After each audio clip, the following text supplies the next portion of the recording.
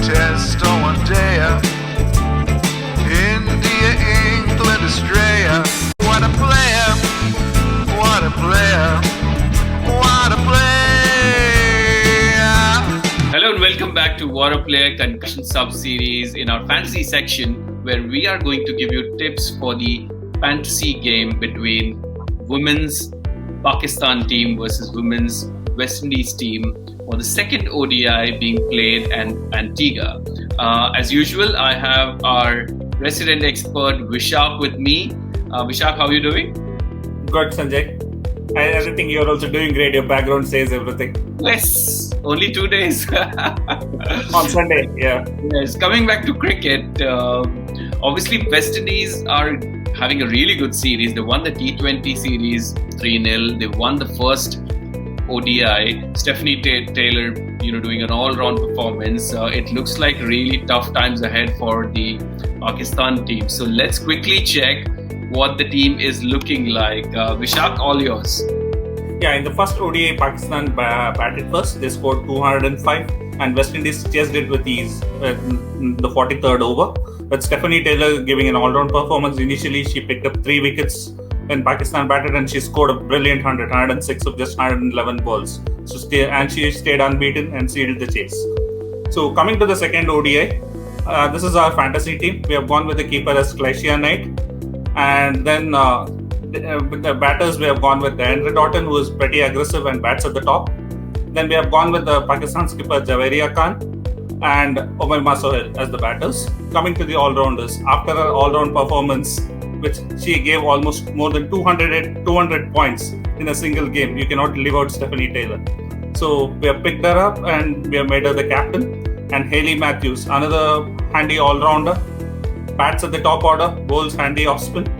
Nida, again, she's a very good all-rounder. She scored a 50 in the last game. She scored 55 and she bowls pretty well as well. And she picked up 1 wicket in the last game. So we're making her the vice-captain. She can contribute in both places. We made her the vice-captain. Coming to the bowlers, we have picked Anisa Mohammed, Shamilia Connell from West Indies. Anisa Mohammed is a spinner and Shamilia Connell is the pacer. And from Pakistan, we have picked Fatima who's a medium pacer, and Sadia Iqbal, who's a promising left-arm spinner. So Vishak, great work in at least getting the insights. A lot of the players, I do not, track the games so closely as you and our friend Akash do it. So I think Diana Baig is another one which potentially you would have considered. Yeah, we picked her throughout the T20 series, if you see.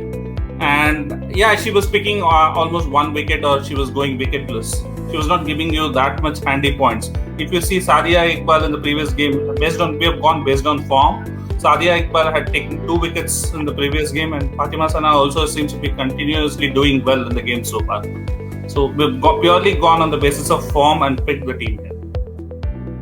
And how difficult, Vishak, it is for the Pakistani girls to get something out of this series, because it looks like West Indies are really strong, so they're going to have a tough time. Yes, it's definitely going to be tough, because if you see, the previous T20 series was won by Australia. Before that, West Indies were actually the T20A champions. They are a very good T20A side, if you see. I think they were beaten in the semi-final last time as well.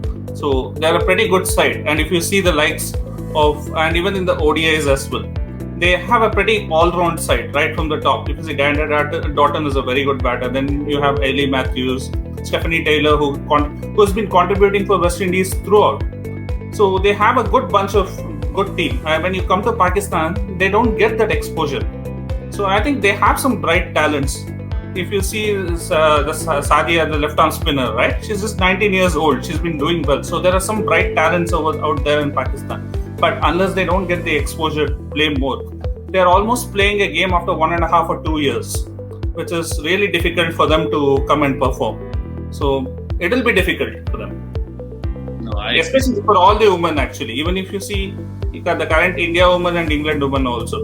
England women have some exposure because they play the domestic cricket. In India, we don't have that strong domestic circuit for women. I think we didn't have any domestic games last year, right, when Corona was there for women. So they didn't have that exposure. They suddenly kind of, I think they They were supposed to play some games in the IPL that did not happen.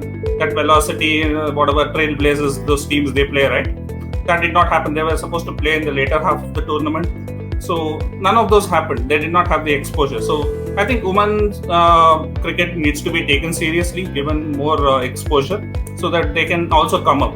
Excellent insights, Vishak. Before we leave you, there are a couple of points we want to add.